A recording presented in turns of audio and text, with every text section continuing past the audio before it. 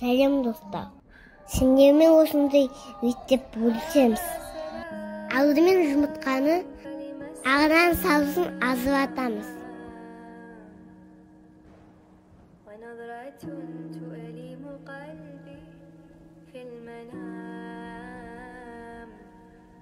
Және оны жақсылап мекселейміз.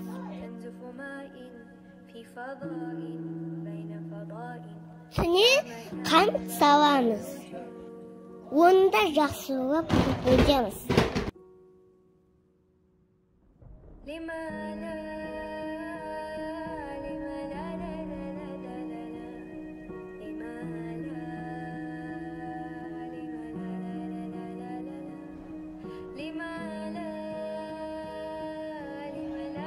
Атысты төңкергенде алып бау керек.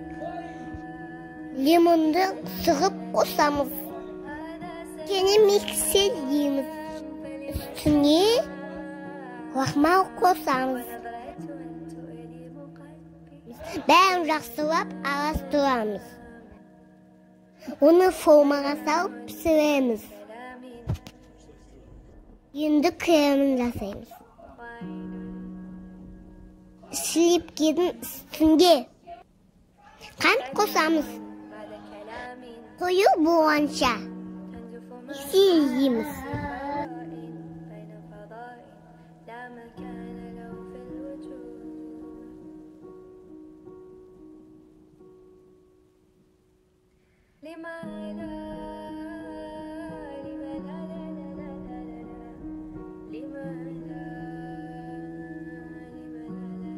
Üstüne bağırtısıyor. Kusамыз.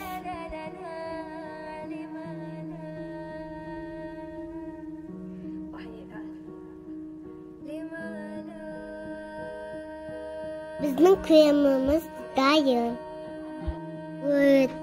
Рулеттің арасына жағамыз. Ас болсын.